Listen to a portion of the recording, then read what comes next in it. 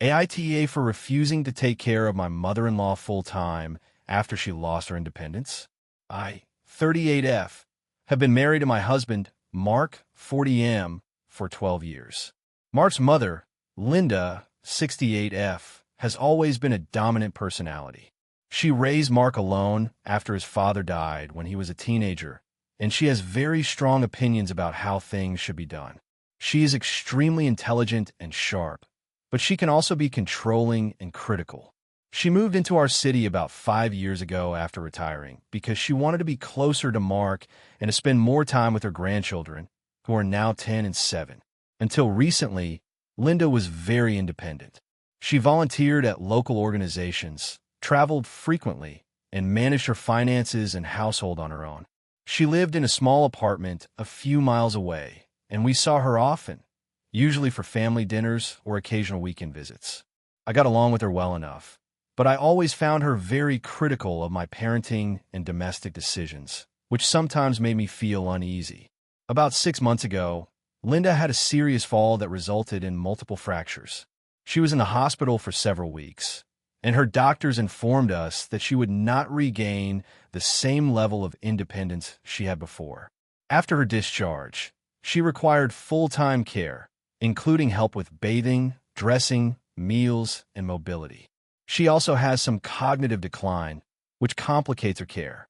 Mark immediately assumed that we would take her in.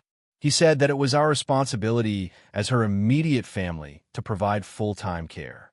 I was honest with him that I was not willing to have her move in permanently. Our house is a modest 3-bedroom home, and I work full-time while also managing our household and raising our 2 children. I said I could help coordinate professional care, hire a caregiver to come in during the day, or arrange part-time visits, but I could not take on the role of her full-time caretaker. Mark became defensive and frustrated. He argued that Linda sacrificed so much for him growing up and that we owe her everything now. He said I was being selfish and that my refusal was cruel. I have tried to explain that I am not unwilling to help or neglectful. I have spent weeks researching assisted living options, home care services, and therapy programs. I have offered to manage her finances, coordinate her medical appointments, and ensure she has companionship and support, but Mark insists this is not enough.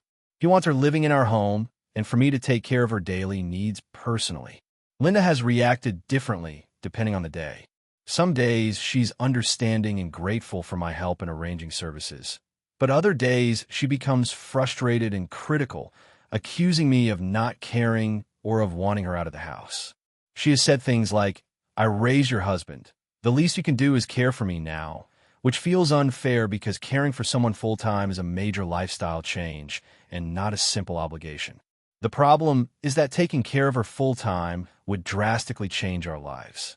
Our home is already busy with work schedules, school drop-offs, and extracurricular activities. I work remotely part of the week, but I also need time to focus on my career and to maintain some personal space to avoid burnout. I fear that full-time caregiving would create resentment, stress, and strain on our marriage and children.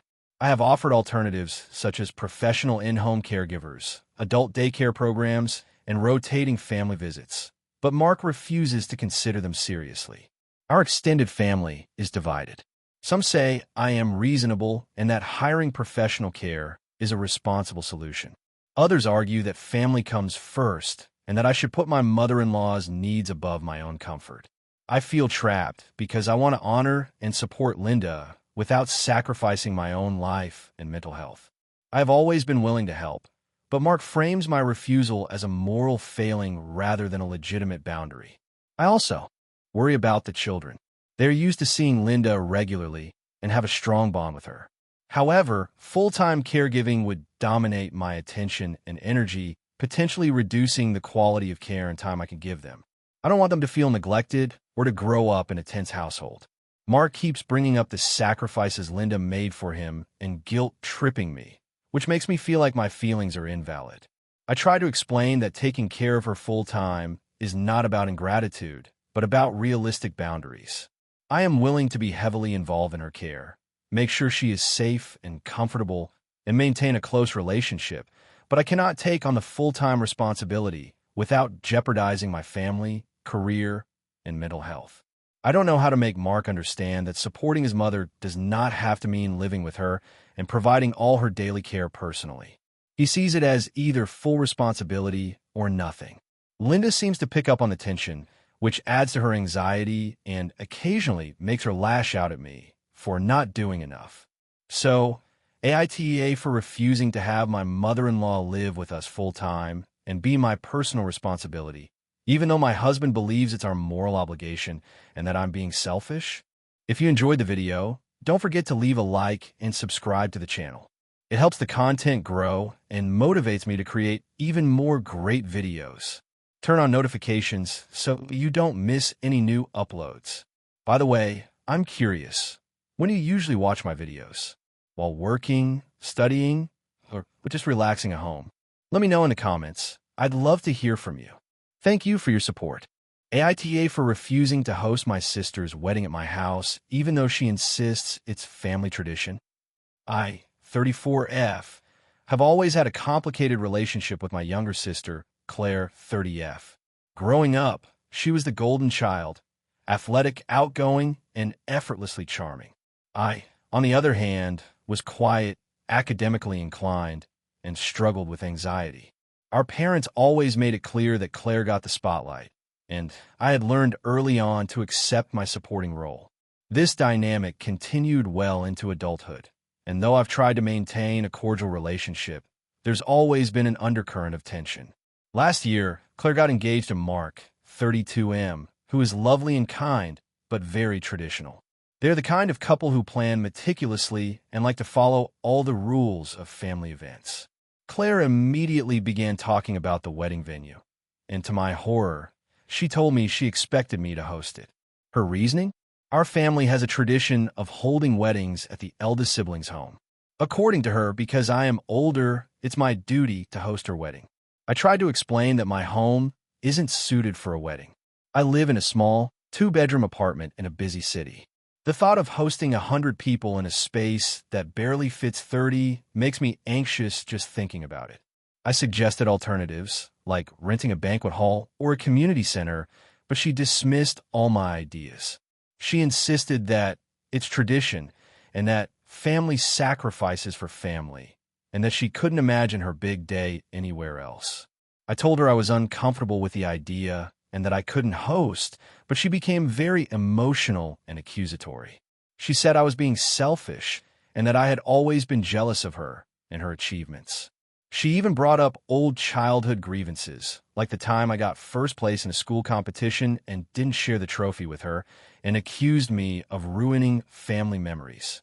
At this point, I felt completely blindsided.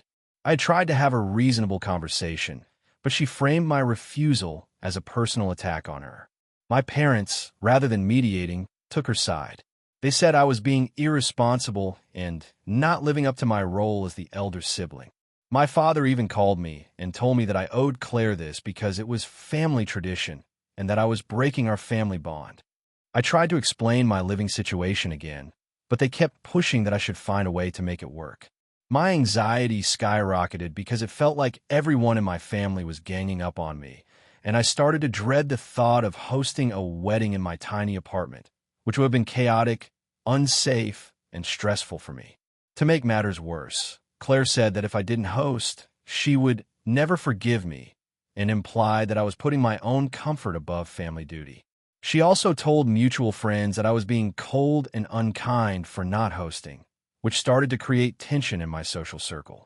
A few friends reached out, subtly hinting that I should reconsider because it's for your sister, which made me feel even more trapped. Eventually, I decided to draw a firm boundary. I wrote Claire a long message explaining that I loved her and wanted her wedding to be special, but that hosting it in my apartment was impossible. I offered to help in other ways, planning, organizing, or even helping cover costs, but physically hosting was not something I could do. I didn't expect her reaction to be as intense as it was. She went silent for a week and then sent me a lengthy message accusing me of being a bad sister and putting my comfort above family legacy. She also mentioned that she might reconsider inviting me to the wedding if I didn't host, which hurt deeply.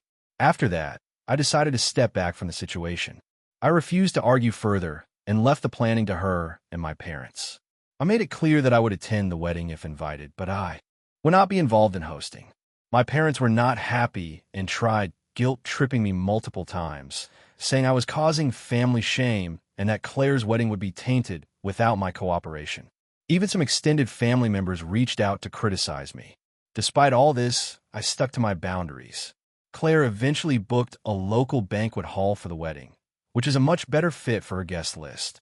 She still occasionally makes snide comments about my refusal, and I hear from mutual friends that she tells people I was difficult and unwilling to support her special day. My parents have cooled off somewhat, but there's still tension.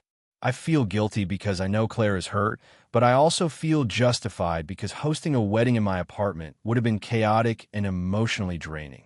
I've reflected a lot on this situation, and part of me wonders if I overreacted or if I was truly being selfish.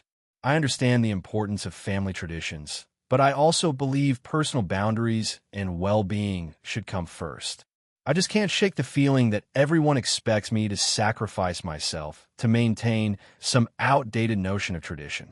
So, AITA for refusing to host my sister's wedding at my home, despite her insistence and the family pressure. AITA for refusing to attend my sister's wedding after a decade-long feud. I, 32F, have a younger sister, Emily, 29F, and our relationship has been complicated for as long as I can remember. Growing up, we were close at times, but Emily has always had this controlling, manipulative streak that became more pronounced as we got older. I moved out of our parents' house at 18, partially to escape constant arguments and her passive-aggressive behavior. Over the years, I try to maintain some level of contact, mostly during holidays, birthdays, or family gatherings, but it was never smooth. Every time I visited, Emily would find subtle ways to guilt-trip me or criticize choices I'd made. Career, relationships, even my hobbies. I learned early on that setting boundaries with her was met with extreme pushback, emotional blackmail, or dramatic accusations of sisterly betrayal. About 10 years ago, things escalated. I had been dating my now husband, Jason, 34M, for a few years at that point. Emily was dating her boyfriend, Nathan, and they were deeply involved in wedding planning fantasies, even though they weren't engaged yet. During one holiday dinner, she made a scene over the table seating arrangement for some hypothetical wedding, implying I didn't belong in the inner circle of her life because I never make enough effort to be part of the family. I calmly explained that I did my best to be present, but didn't appreciate being treated like an outsider in a conversation that wasn't even about me. She exploded, yelling that I was selfish, uncaring, and emotionally unavailable, and stormed out. That was the last real interaction we had for nearly a decade. There were occasional passive-aggressive messages, vague Instagram posts, and comments from mutual friends, but no direct conversation to reconcile things. Fast forward to last year, Emily got engaged to Nathan. She invited me to the wedding, which I initially considered ignoring. After all, it had been 10 years of silence, and her behavior had never changed.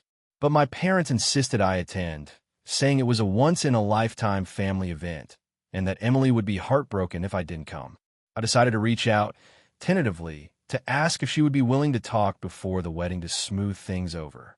She responded with a long, condescending email that basically blamed me for the decade-long rift, accused me of holding grudges unnecessarily, and said that attending the wedding was optional, but she expected me to realize how much it would mean to the family.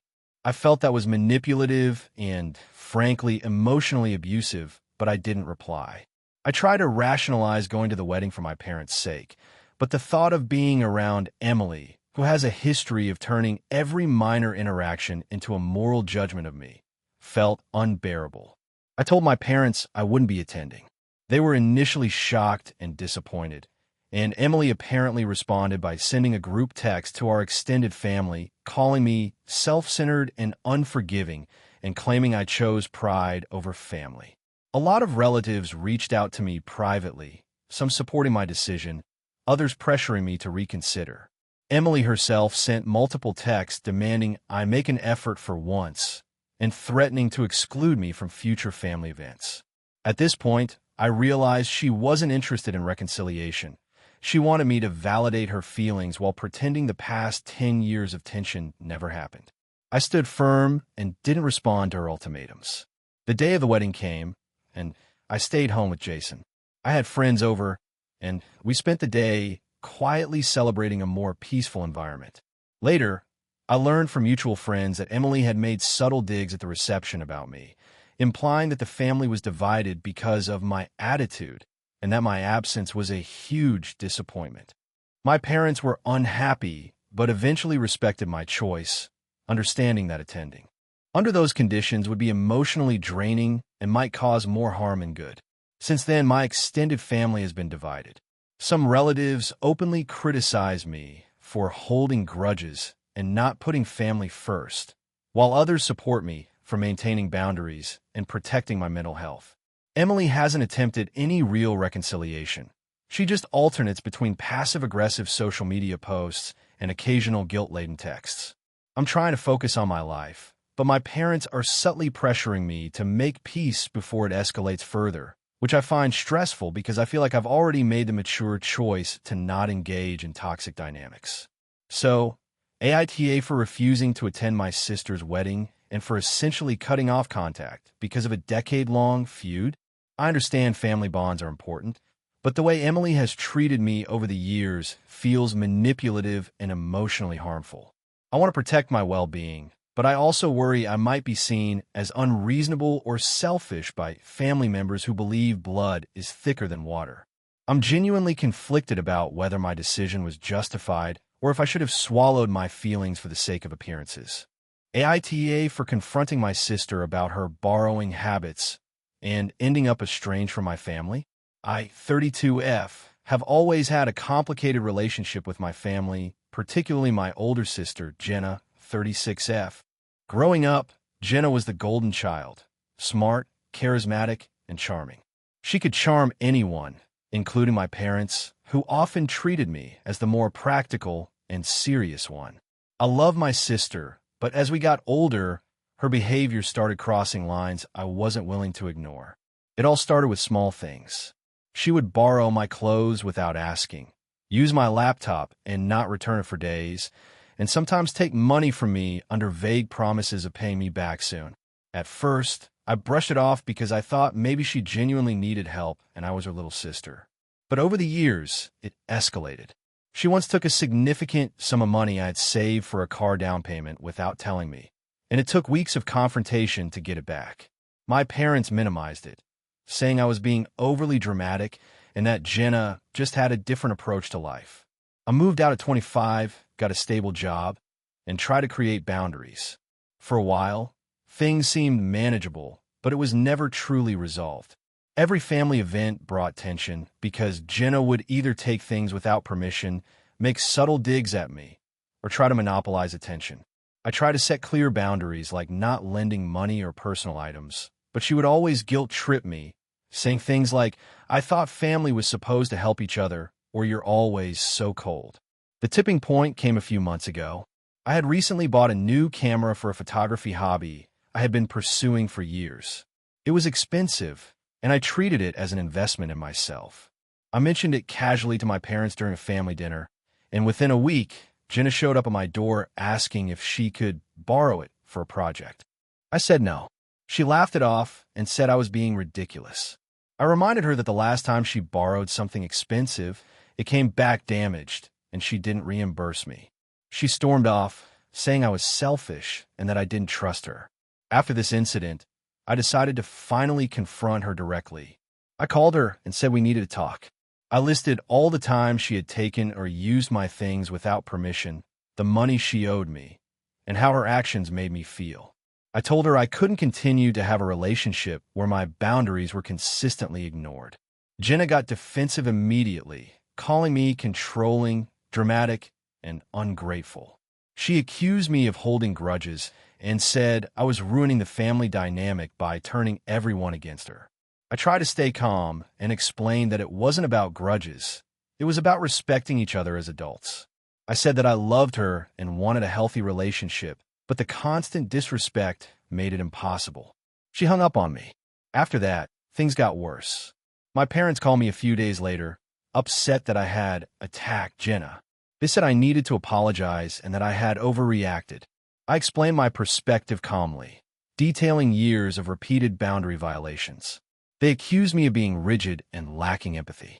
My younger brother, 28M, sided with Jenna, saying I was too sensitive and that families should just forgive each other. I was shocked because I always thought they understood the history of her behavior. I decided to take a break from family interactions. I told my parents and siblings that I wasn't going to family events for a while until we could have honest conversations about respect and boundaries. Since then, I haven't seen Jenna, and our communication is non-existent. My parents have tried guilt-tripping me, sending messages about how sad they are that the family is broken and that I am choosing anger over love.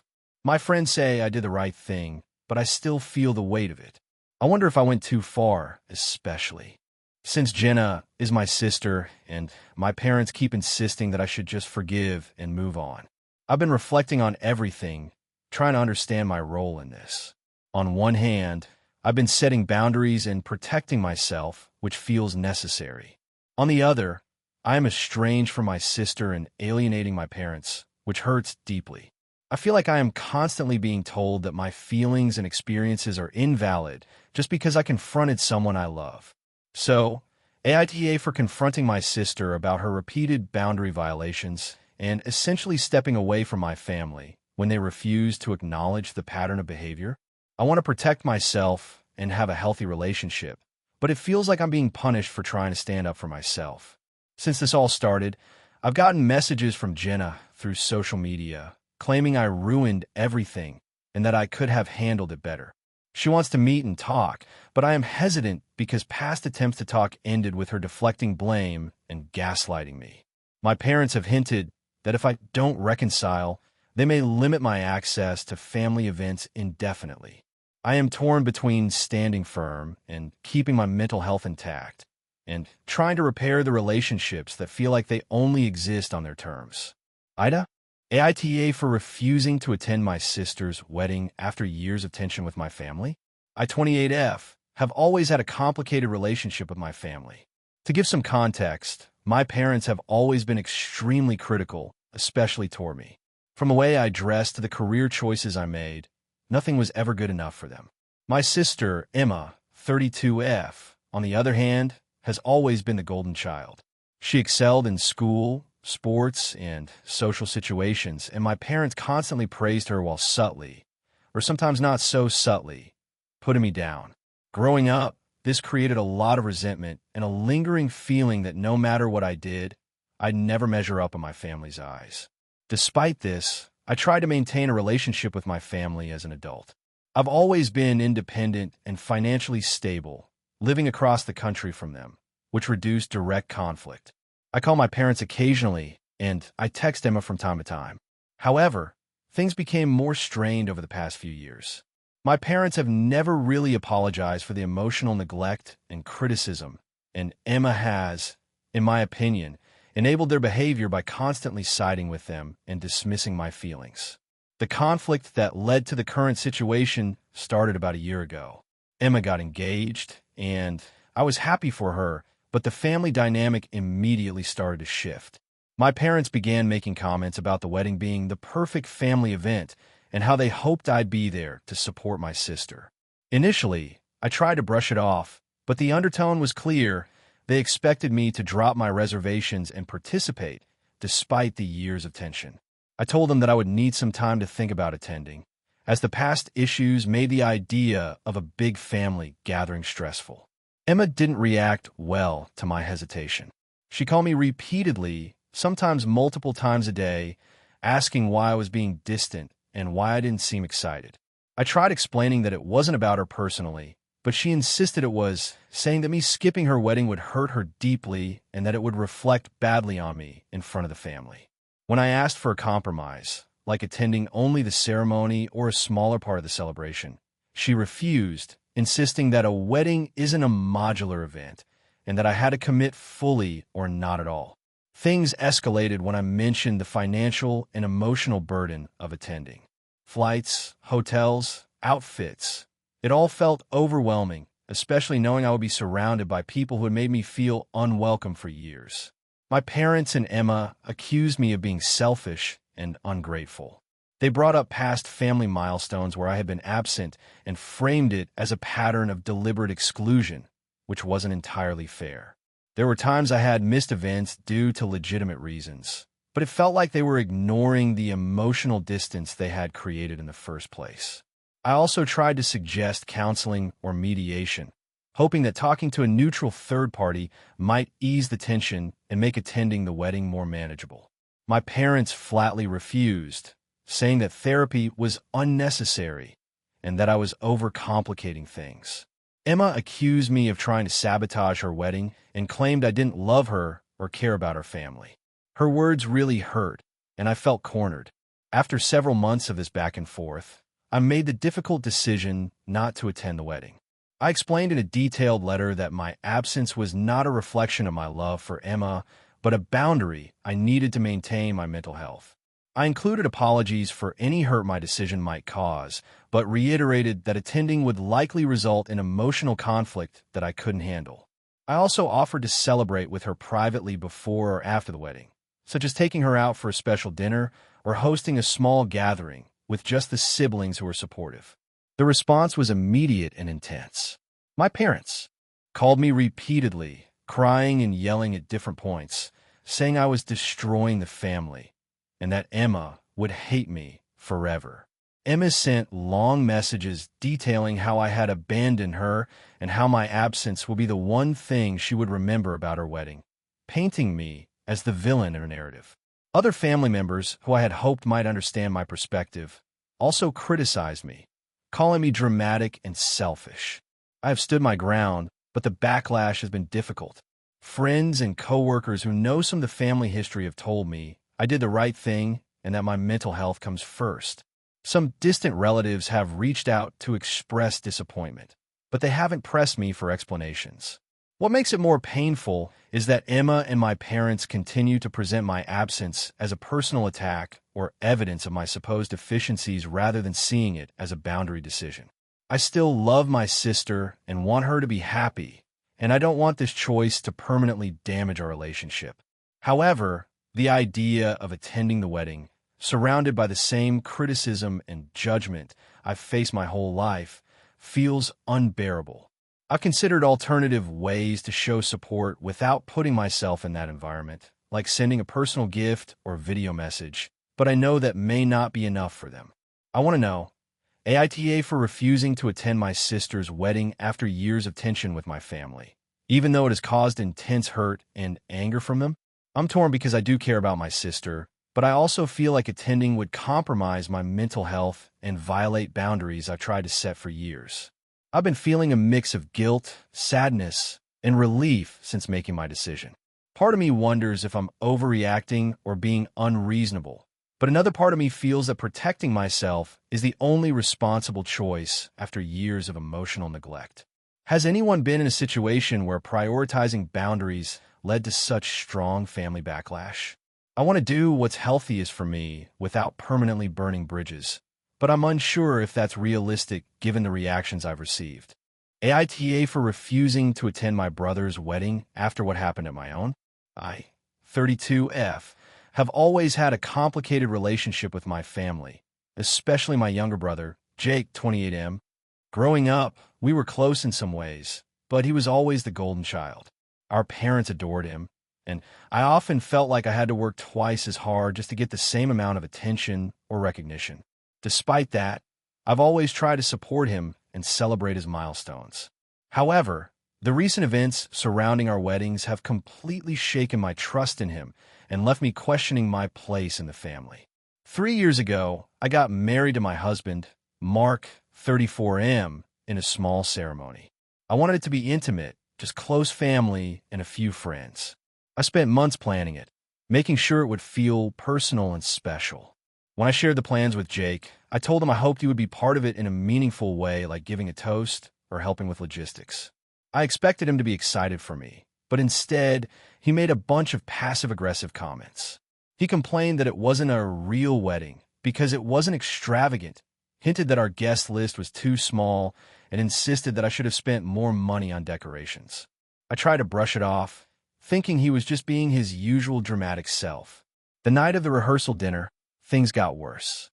Jake got visibly drunk and started making remarks about how I had ruined my own wedding by being so cheap and uninspired. When I confronted him, he laughed it off and said I was being sensitive. The actual wedding day was exhausting, but I tried to focus on enjoying it. That is, until I saw him handing out personalized invitations to people in the crowd, inviting them to a better reception he had supposedly organized at a local hall. I was stunned. He literally tried to hijack my wedding to throw a party he thought would be better. Mark and I had to explain to our guests that it wasn't happening, and my parents had to intervene to calm Jake down. It was humiliating, and I spent most of the evening stressed and crying. After that, I told Jake that his behavior was unacceptable and that I needed space from him. He apologized in a very half-hearted way, claiming he didn't mean to hurt me and that he just wanted to celebrate. I accepted the apology, but our relationship has never been the same. I still keep him in my life because he is my brother, but I'm very cautious about trusting him with anything significant. Fast forward to last month, Jake called to tell me he was getting married. I congratulated him, genuinely hoping his wedding would go smoothly. Then came the part that completely made me reconsider being involved. He casually mentioned that he expected me to help with planning, like I had done for my own wedding, and that he assumed I would be fine with him taking care of all the family invitations. I reminded him about what happened at my wedding and told him that I would not be taking part in the planning or any public roles at his wedding. I said I would attend if I felt comfortable, but I would not put myself in a position where he could embarrass me again. Jake immediately became defensive. He said I was overreacting, that what happened at my wedding was a one-time misunderstanding, and that refusing to help him now was unreasonable and petty.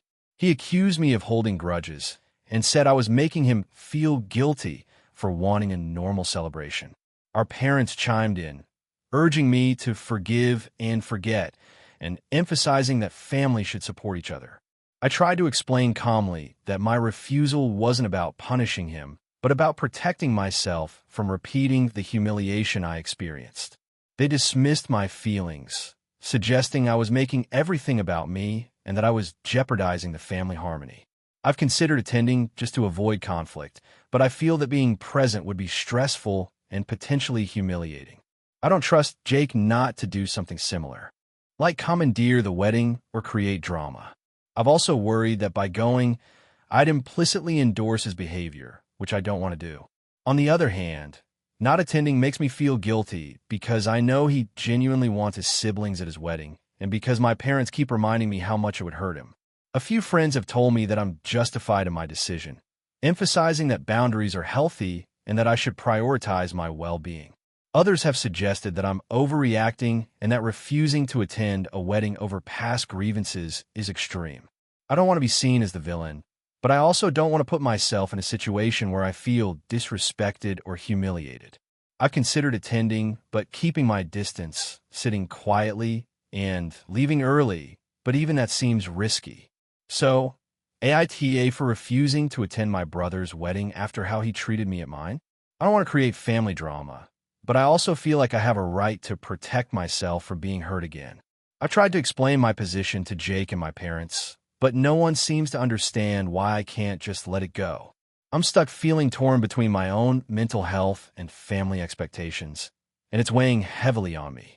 AITA for refusing to attend my sister's destination wedding after she excluded my partner?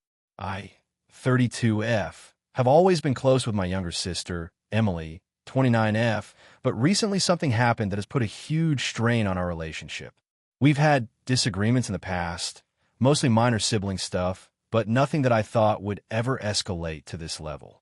Over the past few months, things have become tense because of her upcoming destination wedding. Emily got engaged last year and immediately announced that she and her fiancé, Jake, 31M, were planning a week-long wedding in Santorini, Greece. She invited the usual immediate family, close friends, and extended family members she was particularly close to. When the invitations went out, I noticed something odd. My partner, Sam, 34M, was not included in the invite. I didn't think much of it at first, thinking perhaps it was a printing error or oversight.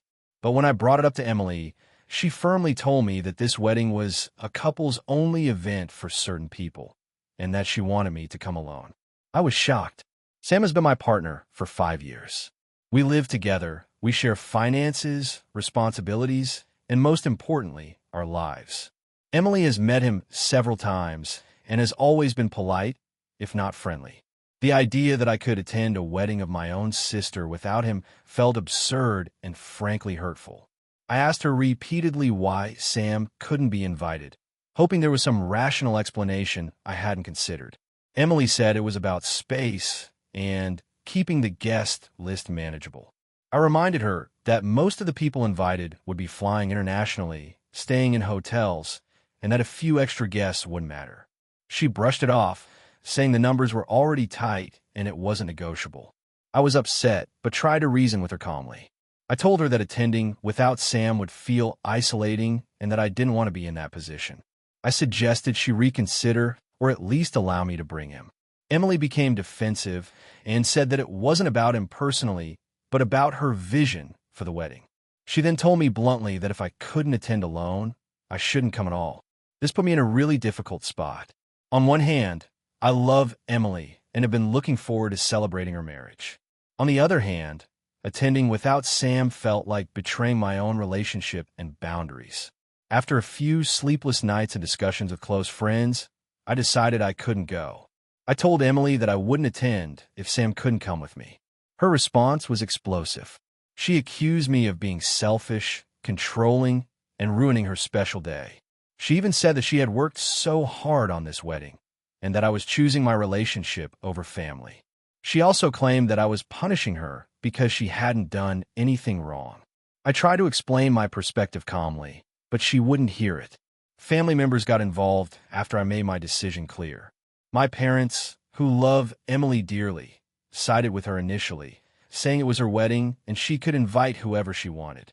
My friends and Sam were supportive, reminding me that a wedding should not require compromising core relationship boundaries. The more I defended my choice, the more I felt torn because I didn't want to lose my relationship with Emily. Emily has since unfollowed me on social media, stopped replying to texts, and has told mutual friends that I chose my partner over family in a way that makes me sound like a villain. I have tried reaching out multiple times to talk things through, but she either ignores me or responds angrily. My parents are upset with me, saying I could have at least attended a smaller part of the events or found some compromise. I feel like I'm in an impossible situation. On one hand, attending without Sam would violate my boundaries and make me uncomfortable. On the other, refusing to go has completely fractured my relationship with my sister and caused tension with my family. I'm starting to wonder if I overreacted or if I should have just gone alone to keep the peace. I want to be clear that I didn't demand anything unreasonable. I just wanted to attend with the person I'm building my life with. Emily seems to think that attending solo should be enough, but for me, it's not. So, Reddit AITA for refusing to attend my sister's destination wedding after she excluded my partner? The situation has been really painful, and I'm feeling a mix of guilt, sadness, and frustration. I haven't told Emily yet that I don't plan to send a gift either, because it feels like I'd just be pretending everything is okay when it's not. I'm just trying to figure out if my decision makes me unreasonable in the eyes of others. AITA for refusing to attend my sister's wedding because of how my brother-in-law treats me? I, 29F, have always had a complicated relationship with my older sister, Emily, 33F. Growing up, she was the golden child in our family, smart, pretty, and everyone's favorite. I was quieter and more reserved, and honestly, I was fine with that, but Emily's personality always came with a side of criticism that followed me into adulthood. She has a sharp tongue and a habit of masking judgment as teasing. Our relationship improved after college, but still tense under certain circumstances. Emily got engaged to Mark, 35M, 2 years ago. Mark is charming and fun in public, but he's also condescending and controlling in private. He has this habit of making jokes that belittle me. At first, I brushed it off because he seemed so laid back, and everyone else laughed. But over time, his comments became more targeted and personal. He frequently makes snide remarks about my job, my hobbies, and even my dating life. For instance, when I got a promotion at work last year, he said, "Wow, congrats on finally doing something mildly impressive. I guess you're catching up to Emily's level." I've tried to address it calmly. I told him that his jokes felt hurtful and that I wanted him to stop. Emily overheard one of these conversations and responded by saying I was too sensitive and that I should learn to take a joke. Mark, unsurprisingly, did not apologize. Over time, I started avoiding interactions with him. I don't engage in conversations beyond pleasantries and limit my visits to Emily's house to family events. The problem started escalating when Emily announced that she wanted me to be part of the bridal party. Initially, I agreed because I love Emily and wanted to support her, hoping that being closer during wedding planning would improve our relationship. But as planning progressed, Mark's behavior became unbearable. He criticized my dress choice, commented on my weight at fittings, and made jokes about me being the sister who shows up just to eat the cake. During one planning meeting, he loudly mocked my career ambitions in front of all the bridesmaids. I left in tears. I spoke to Emily about it, explaining that I couldn't stand being around Mark for extended periods, especially in high-stress settings like wedding planning. Emily's response was infuriating. She said, "You're letting your feelings control you. This is my wedding, and you're being dramatic. Mark is joking. He's not trying to hurt you. If you can't handle a few jokes, maybe you shouldn't be part of the bridal party." I felt blindsided. I had always thought Emily would stand up for me at least once.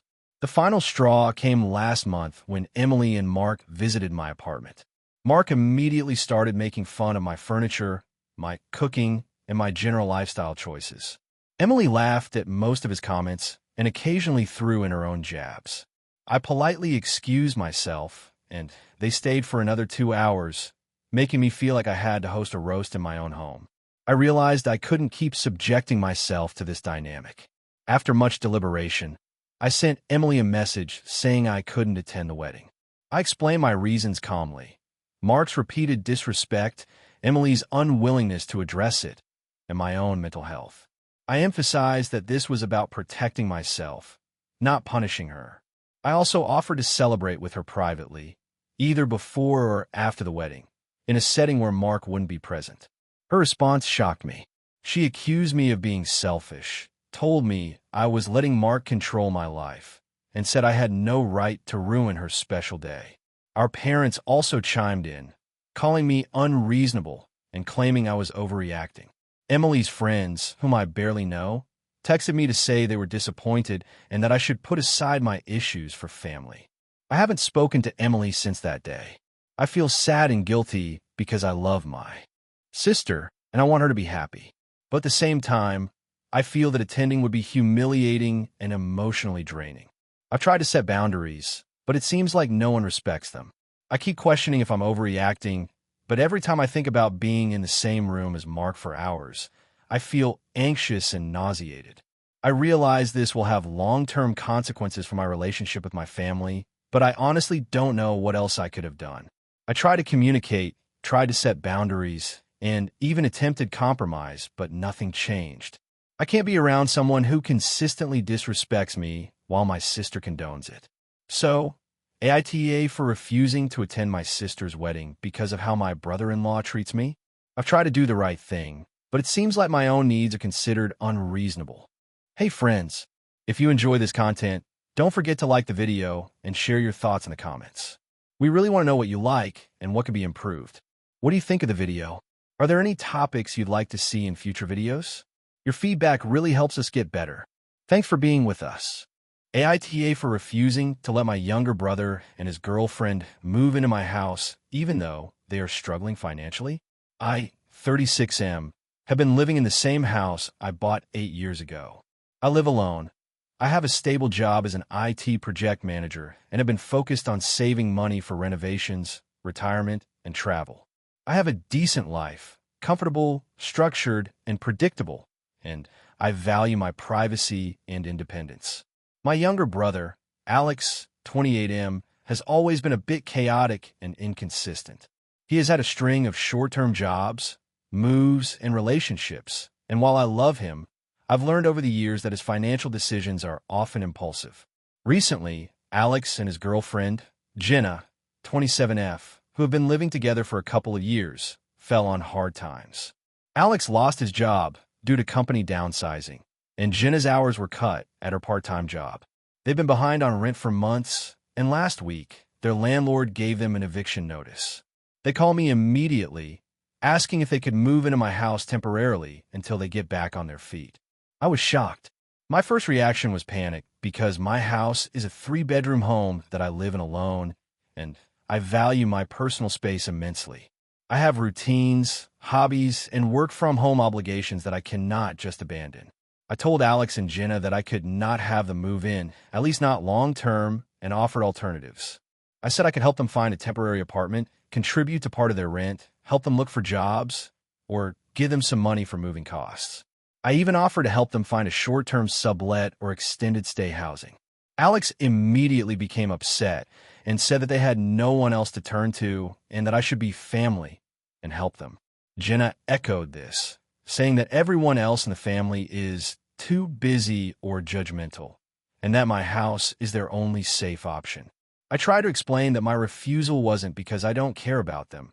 It's because having them live with me would be stressful, intrusive, and could create conflicts.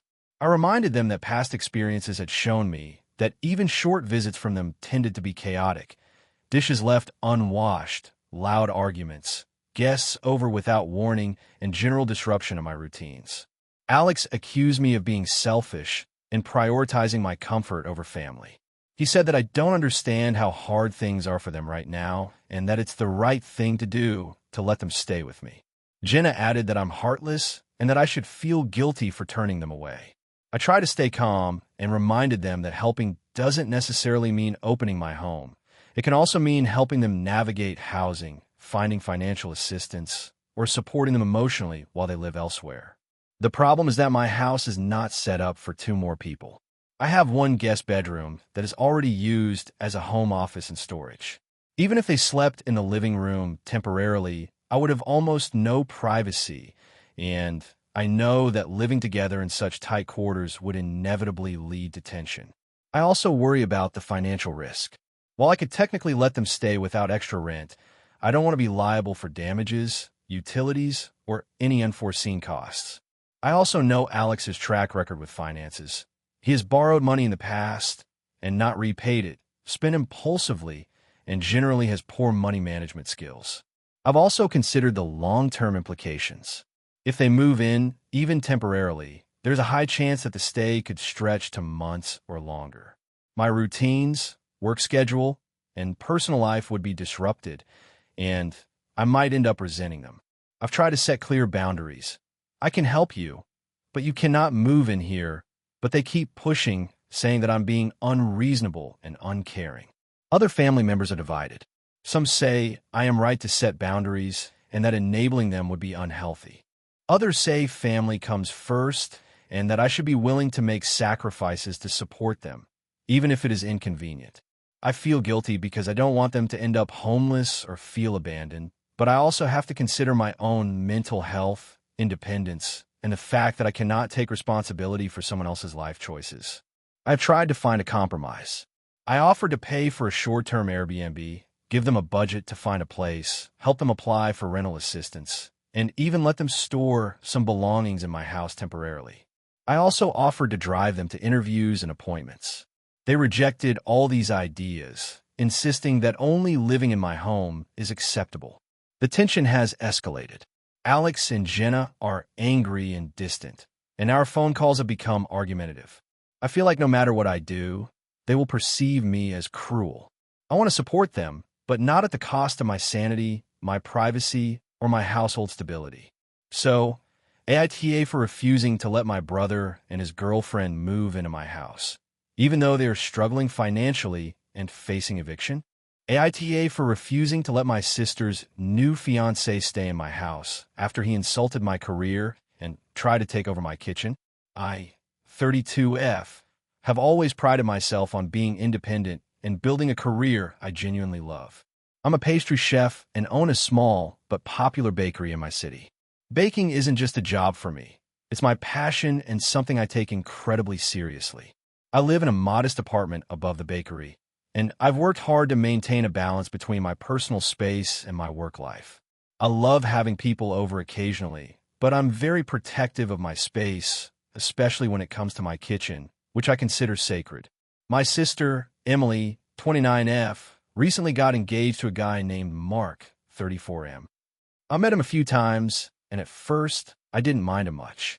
He's charming, funny, and seems to genuinely care about Emily. However, the first time he came over to my apartment, I noticed some red flags. He casually criticized the way I organized my kitchen and made a few offhand comments about how he could run things better. I laughed it off, thinking he was just joking, but it made me uncomfortable.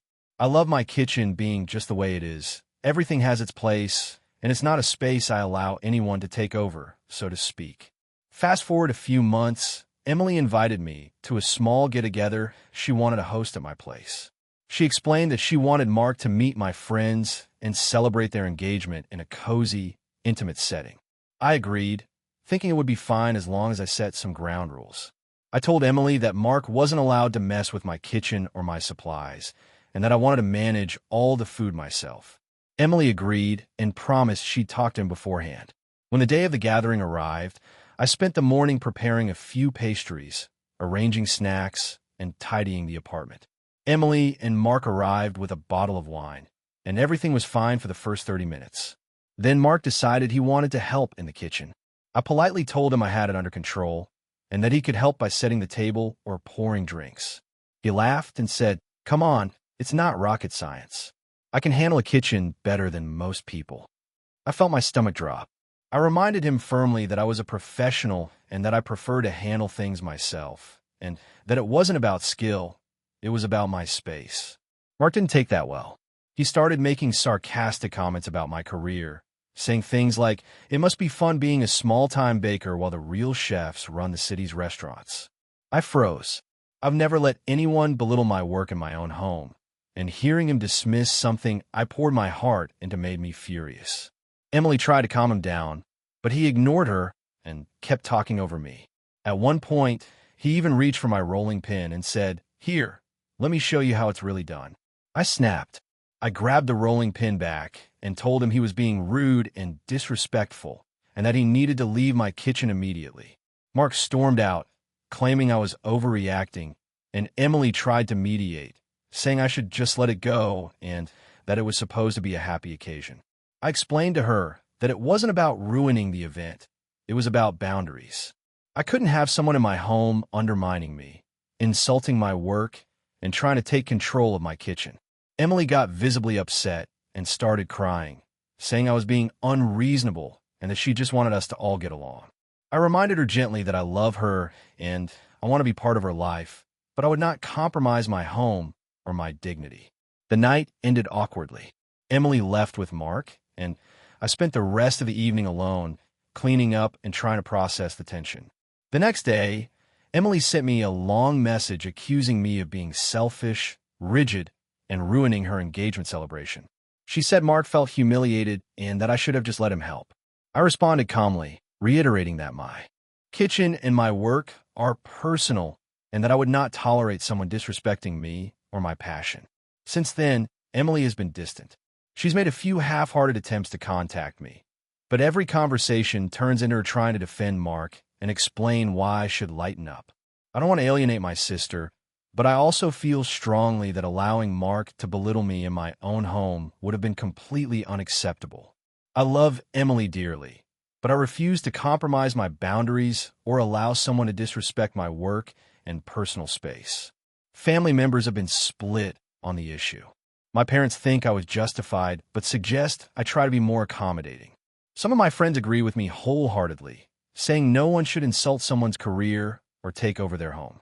Others, however, say I overreacted and that I should have just let Mark help, especially since it was meant to be a celebratory occasion.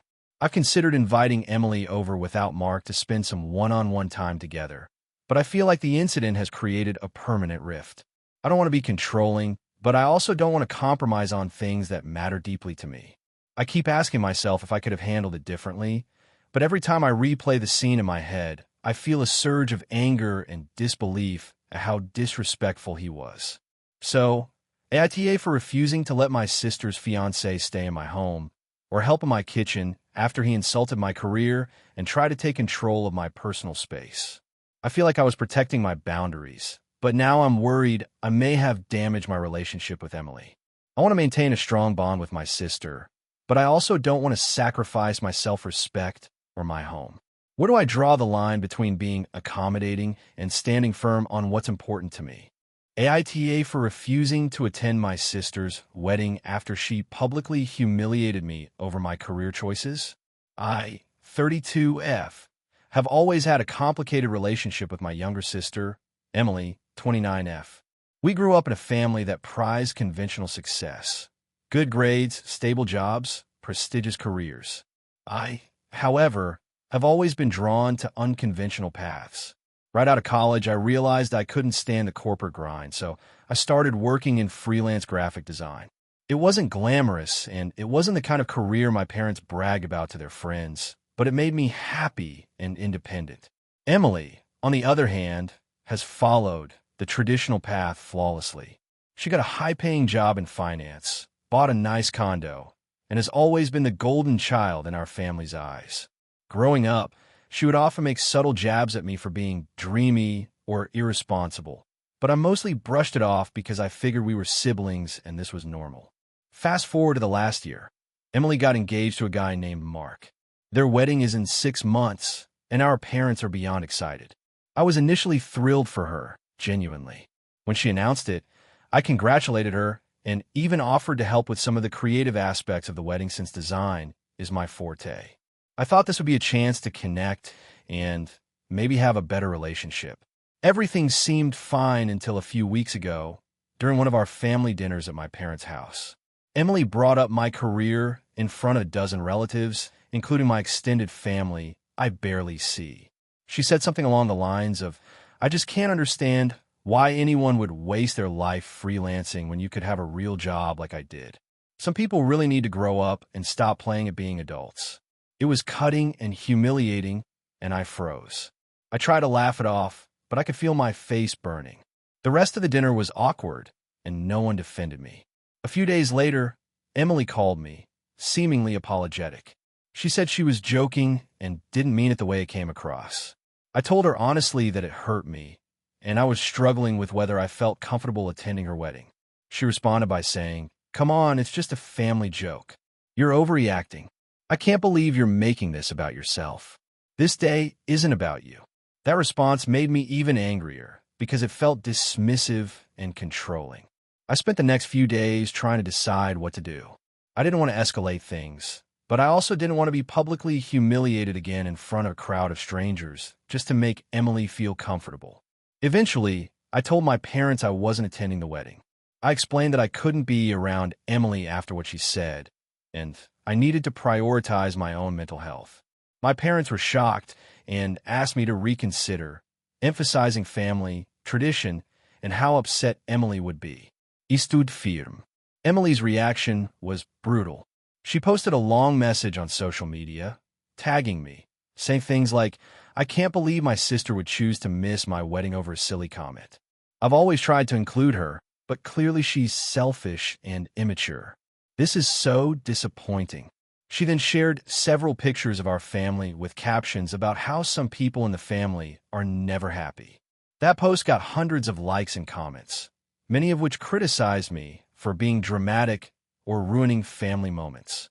Some friends and family have since reached out to me privately, saying Emily overreacted and that I have every right to protect myself. Others, including my parents, are trying to guilt me into attending, emphasizing that it's Emily's big day and that I'm making things worse.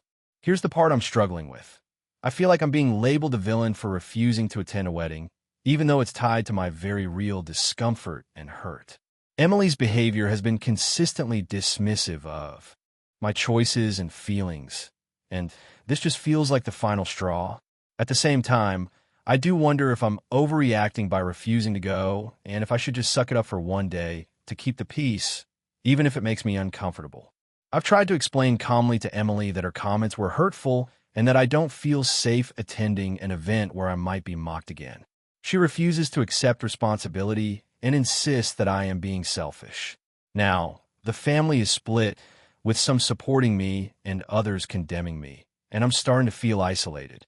So, AITA for refusing to attend my sister's wedding after she publicly humiliated me over my career choices, or am I justified in protecting my mental well-being?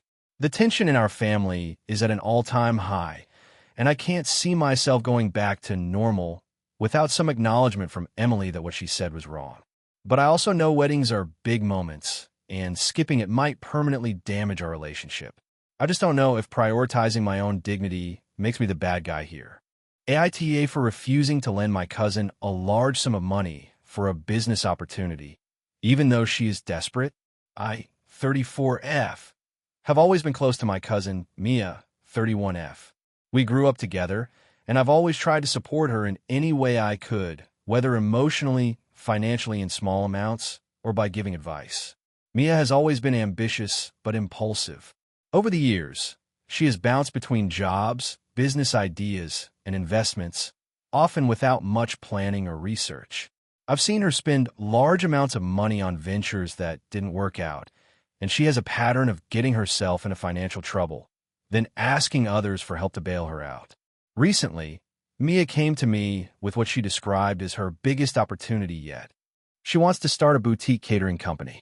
She said she has a solid plan, knows the local market, and has already made preliminary arrangements with suppliers and venues. The catch is she needs a large sum of money up front, $25,000, to secure equipment, rent a commercial kitchen, and pay for initial marketing.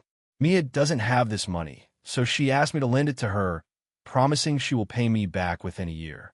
She also said she wouldn't ask anyone else for help, and that this is her only chance to make her dream come true. I have some savings, but it is earmarked for personal goals, a home renovation, retirement savings, and travel. I offer to help Mia in other ways. Connect her with potential investors, help her write a business plan, assist with research, and even provide a smaller, more reasonable amount that wouldn't jeopardize my financial stability. I suggested she start on a smaller scale, maybe catering small private events or pop-ups before investing in expensive equipment. I also reminded her of her past ventures, some of which failed due to lack of planning or overspending. Mia became extremely upset. She said I don't believe in her and that my refusal proves I don't support her dreams. She called me selfish, heartless, and accused me of always prioritizing my comfort over her well-being. She also brought up family loyalty, saying that cousins should always support each other and that I'm letting her down in her time of need. I try to stay calm and explain that my refusal is not about not believing in her, but about setting boundaries and being realistic. I cannot risk $25,000 on something that has a high chance of failing, especially considering her track record. Our family has now gotten involved. Some members say I'm being unreasonable and should lend her the money to help her pursue her goals. Others agree with me, saying that enabling her financially could be harmful to both of us, and that helping doesn't have to mean handing over a large sum she might never repay. Mia has started contacting these relatives, trying to pressure them to convince me to give her the money, which makes me feel even more stressed. I'm also worried about the relationship with Mia.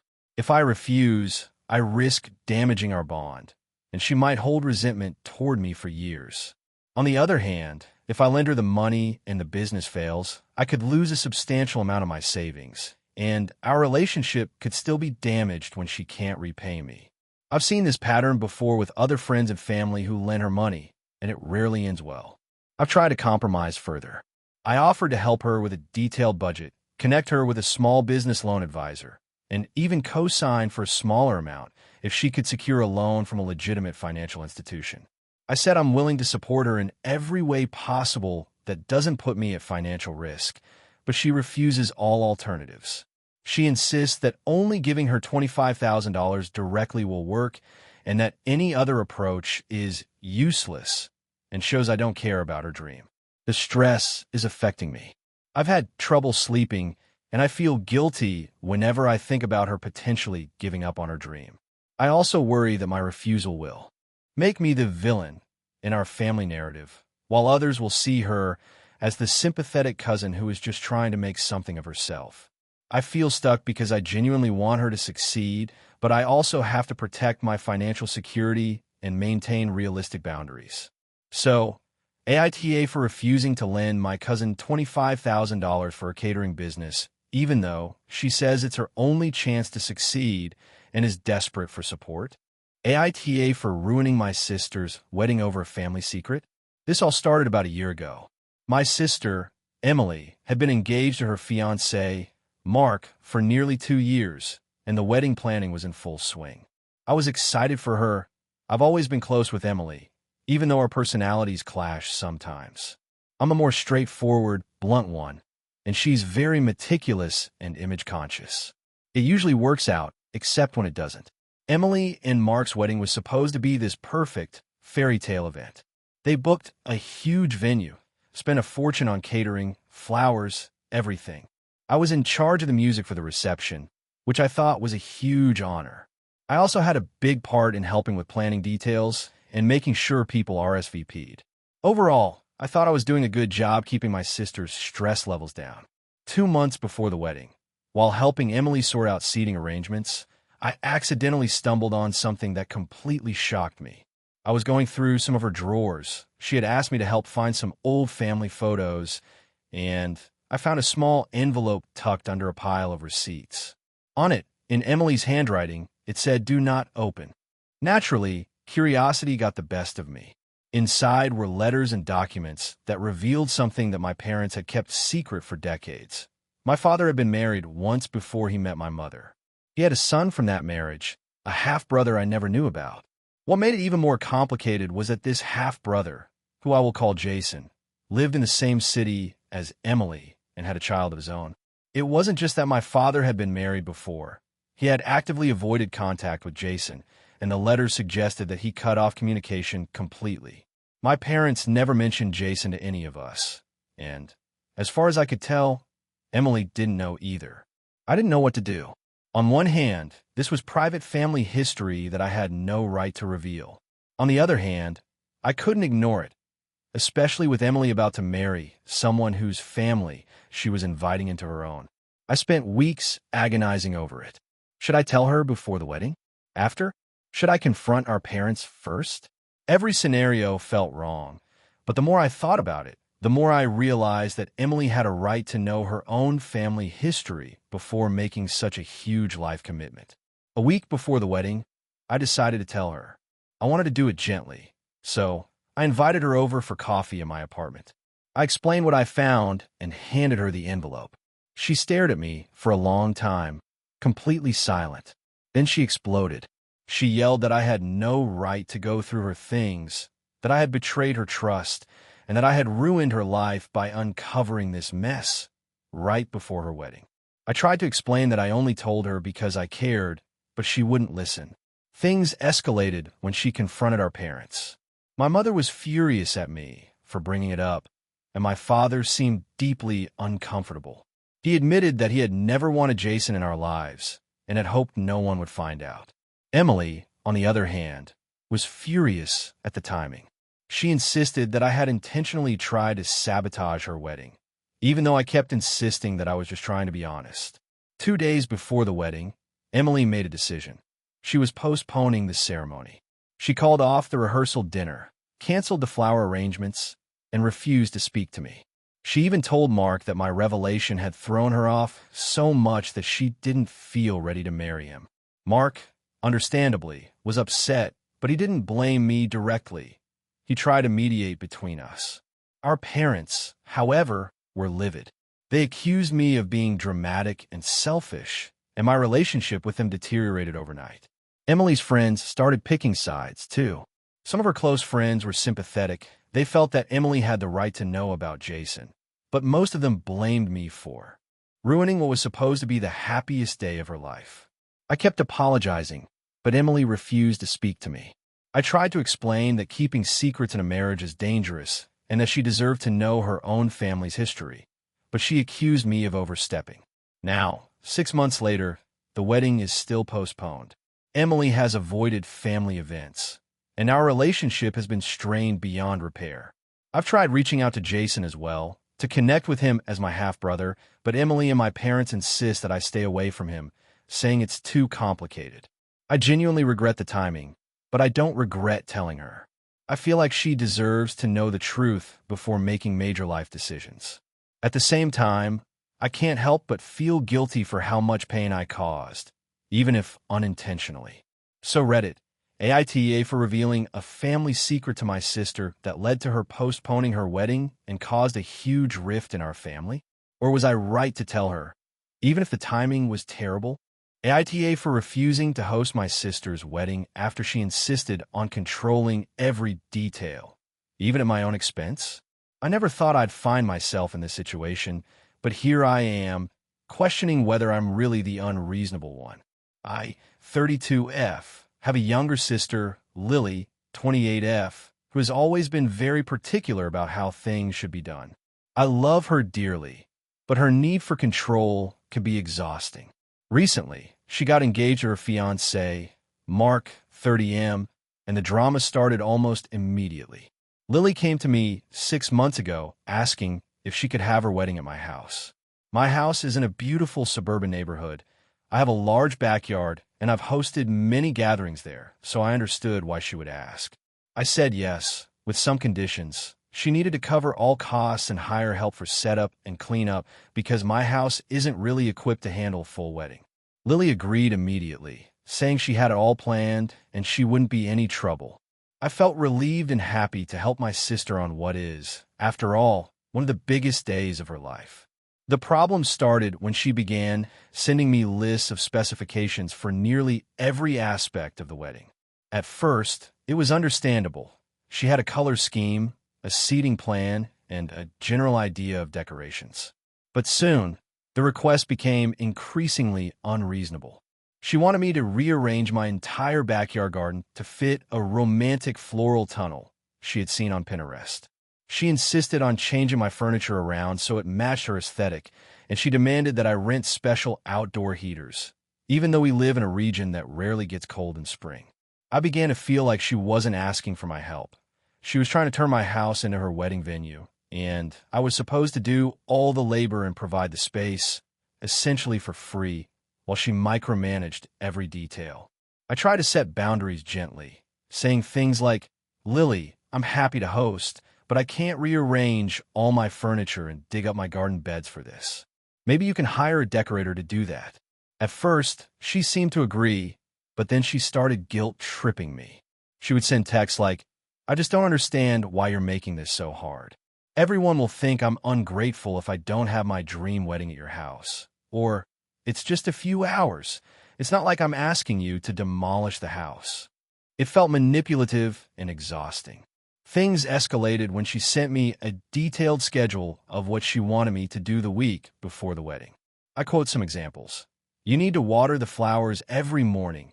Even if it's raining, you have to be available to answer questions from vendors at all hours. And you must remove your personal items from the house entirely so the photos don't look cluttered."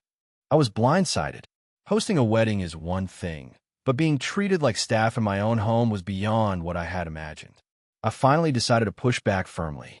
I told her that while I wanted to help, I would not be able to meet her demands, and that if she wanted the wedding at my house, she would need to take full responsibility for all preparation and cleanup without asking me to rearrange my life and home. She didn't take it well. She accused me of being selfish, unhelpful, and even tried to enlist other family members to pressure me. My parents, who usually support me, were hesitant. They told me it was my sister's day and I should make a sacrifice. But the more I thought about it, the more I realized that making a sacrifice was essentially being exploited. I was expected to provide labor, space, and resources while she maintained full creative control and the right to complain about every little thing. That didn't feel like a sacrifice. It felt like being used. I suggested that she consider renting a small event venue or hosting it at a friend's house who had more flexibility for the extravagant setup she wanted. She refused, saying that nothing would feel as special as my home, and that if I couldn't comply, I was ruining her wedding. I tried reasoning one last time, offering compromises like hiring a wedding planner who could handle the logistics, but she said, "No one else can do it the way you would." I need it to be perfect, and you're the only person who can make it happen. At this point, I realized that no compromise would satisfy her because her idea of perfection required my total submission. So, I made the hard decision to withdraw my offer to host. I told her she would need to find another location or adjust her expectations drastically. The conversation did not go well. She cried, shouted, and accused me of being cruel. She hasn't spoken to me since I refused. Some of our mutual friends and even a few family members have hinted that I'm overreacting and that families should bend for each other, especially for a wedding. My parents keep reminding me that weddings are supposed to be joyous occasions and that I should find it in my heart to help. I feel torn because I don't want to be the villain, but I also feel strongly that my boundaries are being completely disregarded. Hosting a wedding is one thing, but being treated like a servant in my own home crosses a line. I have friends who understand my perspective and say I did the right thing, that boundaries are healthy, and that no one is entitled to control my personal space in that way. But my sister and some family members insist I'm selfish for refusing. I never thought a wedding could divide a family, but now I'm questioning whether I'm really in the wrong. I feel guilty, but also relieved to not be stressed out and manipulated. AITA for refusing to host my sister's wedding after she insisted on controlling every detail and expecting me to essentially work for free in my own home. AITA for refusing to host my family's annual reunion after my cousin threatened to bring her new partner to spite me, asking her not to. I, 32F, have been hosting my family's annual reunion for the past 6 years. It started as a small backyard barbecue with just immediate family, but over the years, it's grown into a full-blown event with extended family from both sides, games for kids, and even some of those ridiculous family Olympics that my uncle insists on organizing. Hosting is a lot of work, but I genuinely enjoy it because it gives everyone a chance to reconnect, and I like being the one who coordinates it. This year, however, things got complicated. My cousin, let's call her Emily, 28F, has been dating someone new for about 6 months. I met him once, and honestly, we didn't click. He's loud, brash, and tends to dominate conversations. That in itself wouldn't be an issue if Emily had a history of managing his behavior, but in every social setting, she seems to completely ignore her partner's obnoxious tendencies. Over the past few weeks, I've grown increasingly anxious about the idea of hosting them together, especially since last year, Emily's partner showed up uninvited to a smaller family dinner and ended up insulting my cooking because he doesn't eat food with too much spice, which made me feel humiliated in front of everyone. A few weeks ago, I sent a group text to my cousins, aunts, and uncles to finalize the guest list for this year's reunion. I included Emily and politely reminded everyone that, due to limited space and budget, we were keeping the guest list to immediate family plus significant others who had already been introduced to the group in a previous setting. I phrased it gently, saying something along the lines of, "We're excited to see everyone. Just a reminder to keep it to those who have already met the family, so we can plan accordingly." Emily replied saying, "Thanks for the heads up. Can't wait. Just so you know, I'll be bringing Mark, and I think it's important for him to meet everyone this year." I replied privately, explaining that I understood her desire for Mark to meet the family, but that I really needed to keep the gathering limited due to space and budget. I suggested she come alone, or we could plan a smaller get-together for her, Mark, and a few others another weekend. Emily's response was blunt and almost accusatory. She said, "Honestly, it feels unfair to exclude him. He's important to me, and if I can't bring him, I might just not come at all." I tried to reason with her, explaining that it wasn't about him personally, but about the logistics of hosting an event for 30 people in my backyard. I even offered to have coffee or dinner separately, so she and Mark could meet some family members in a more intimate setting. She didn't take it well. She started sending texts to other family members, framing the situation as me trying to control her relationship and that I don't value her partner. Some of my relatives messaged me privately, asking why I was excluding her partner, and although I explained the situation politely, the damage was done. Emily's friends within the family began pressuring me, implying that I was being unreasonable and cold. The stress escalated when Emily sent me a message saying, "If you don't allow me to bring Mark, I won't be coming to your reunion, and honestly, I don't know why you keep punishing me. Maybe you're just jealous of my relationship."